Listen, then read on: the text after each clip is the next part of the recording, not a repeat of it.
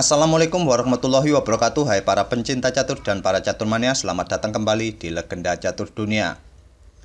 3 hari ini kawan-kawan, sejak tanggal 11 sampai tanggal 13 ini, klub catur Amerika Serikat St. Louis Chess Club menggelar turnamen mini secara online di Lichess. 10 pecatur papan atas akan bertempur secara online dengan permainan catur 960 atau yang dikenal dengan Fischer Random, yang dikenalkan oleh Bobby Fischer di akhir tahun 1990-an. Dan apakah itu catur 960? Nanti kawan-kawan akan mengerti saat permainan di video ini dimulai. Dan di turnamen ini kawan-kawan, total hadiahnya adalah 150.000 US dollar atau kira-kira setara 2,1 miliar rupiah. Dan di edisi sebelumnya kawan-kawan, Fabiano Caruana menjadi juaranya, disusul Garry Kasparov yang menjadi runner-up. Turnamen ini dimulai sejak kemarin lusa kawan-kawan, dan di dini hari tadi kawan-kawan sudah berlangsung pertandingan hari kedua, di mana hasil dari pertandingan di hari pertama adalah sebagai berikut.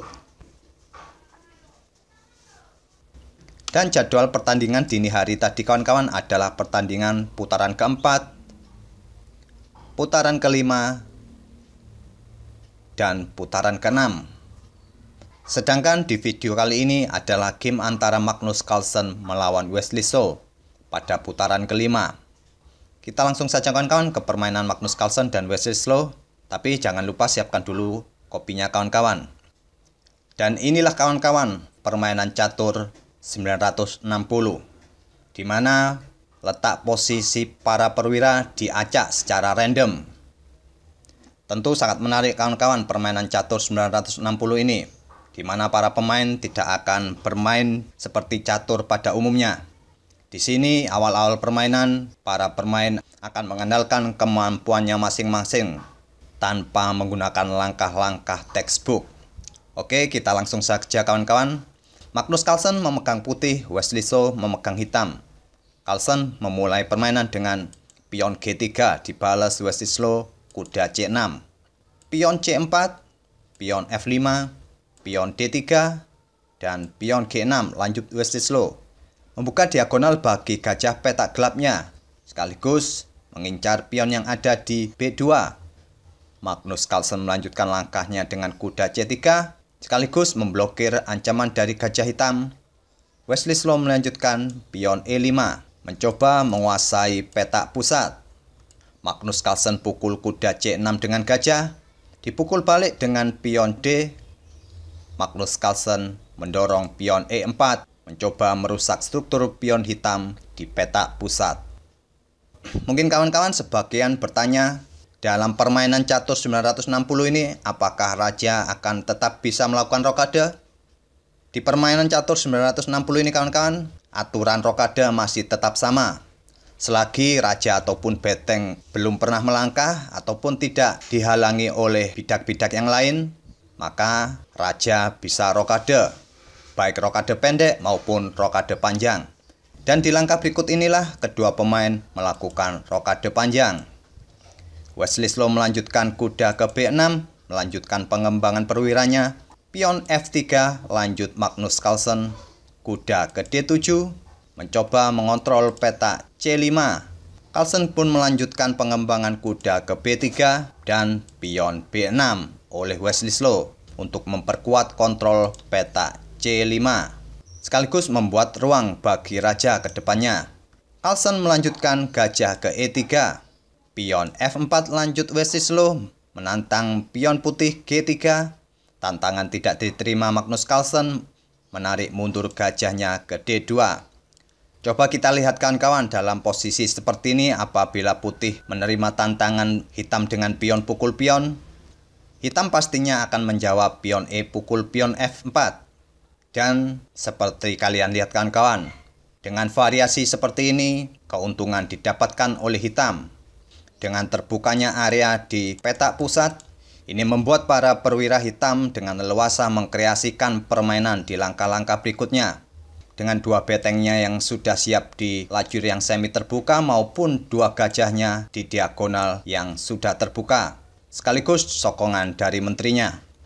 Oleh karena itu kawan-kawan, di posisi seperti ini, Magnus Carlsen tidak meladeni permainan hitam dengan pertukaran pionnya, lebih memilih menarik mundur gajah ke D2. Wesley Slow pun melanjutkan pion G5, kuda putih ke E2, gajah hitam ke F6, gajah putih ke C3, dan Wesley Slow pun memainkan pion A5, mencoba berinisiatif bermain di sayap menteri sekarang dengan pionnya. Magnus Carlsen meresponnya dengan menggeser raja ke B1, raja hitam ke B7, pion A3 lanjut Magnus Carlsen, beteng ke E7 oleh Wesley Slow. Dan di langkah berikutnya ini kawan-kawan, Magnus Carlsen membuat langkah yang kurang akurat dengan menteri ke F2.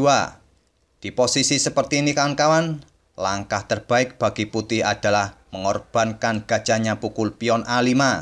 Apabila di sini pengorbanan diterima dengan pion pukul gajah, putih bisa melanjutkan kuda pukul pion skak. Di sini raja hitam tidak bisa lagi untuk membackup pion yang ada di C6 ini. Raja tidak akan berani ke petak B6. Apabila raja bergerak ke petak B6, maka menteri putih akan ke petak F2 skak. Langkah terbaik bagi raja hitam adalah ke petak C8. Dan kuda putih pun bisa melanjutkan pukul pion C6 menggarpu kedua beteng.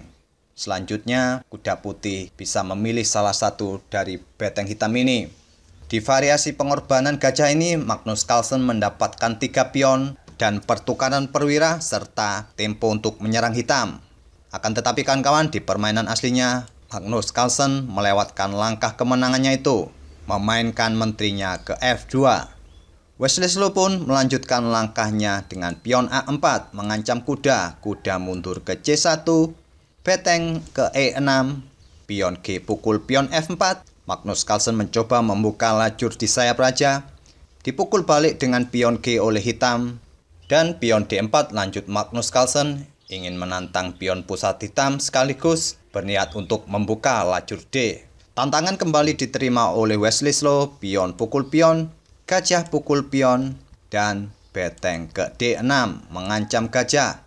Magnus Carlsen melanjutkan gajah pukul gajah, menteri pukul gajah, beteng pukul beteng, dan pion pukul beteng. Patut dipertimbangkan di posisi seperti ini kawan-kawan, menteri pukul beteng. Langkah menteri pukul beteng ini kawan-kawan, agar struktur pion tetap tertutup untuk melindungi raja, sekaligus lajur D tetap terbuka bagi beteng dan menteri hitam untuk menekan pertahanan putih. Tapi sayangnya di posisi seperti ini, Wesley Slow memukulnya dengan pion. Mungkin maksud dari Wesley Slow ini agar pionnya kembali di posisi yang normal. Akan tetapi lajur D kembali tertutup bagi betengnya. Magnus Carlsen melanjutkan kuda ke C3, mengincar pion A4, di backup dengan beteng ke A8 oleh Wesley Slow, dan menteri ke C2 oleh Magnus Carlsen, kembali memberi tekanan pion A4. Kuda ke E5 lanjut Wesley Slow mengancam pion C4. Magnus Carlsen pukul pion A4 dengan kuda. Begitu juga Wesley Slow pukul pion C4 dengan kuda. Carlsen menggeser betengnya ke G1, memberi tekanan gajah di petak G8. Menteri hitam ke D4. Beteng kembali ke D1 mengancam menteri ke E5. Kembali Carlsen menggeser betengnya ke D1. Wesley Slow pun melangkahkan gajahnya ke F7 untuk menghindari ancaman dari beteng putih. Dan di langkah berikutnya inilah kawan-kawan, kembali Magnus Carlsen membuat langkah yang kurang akurat. Langkah ini bukan langkah yang kurang akurat lagi kawan-kawan, melainkan langkah blunder. Magnus Carlsen melangkahkan menterinya ke C3 untuk menantang pertukaran menteri. Langkah menteri ke C3 ini kawan-kawan adalah langkah blunder. Karena kuda yang ada di A4 ini sudah tidak ada lagi yang melindunginya. Setelah menyadari langkahnya ini blunder, Magnus Carlsen memutuskan untuk menyerah dari Wesley Slow. Magnus Carlsen menyerah di langkah ke-29. Itulah kawan-kawan permainan antara Magnus Carlsen melawan Wesley Slow dengan kemenangan oleh Wesley Slow setelah Magnus Carlsen membuat langkah blunder di langkah ke-29. Dan hasil keseluruhan sampai hari kedua ini kawan-kawan, klasemen dipimpin oleh Levon Aronian dengan poin 4,5, disusul dengan Magnus Carlsen dengan poin 4,0, dan disusul di posisi ketiga oleh Hikaru Nakamura. Terima kasih telah menyaksikan video kali ini kawan-kawan, dan sampai bertemu di video-video berikutnya. Wassalamualaikum warahmatullahi wabarakatuh.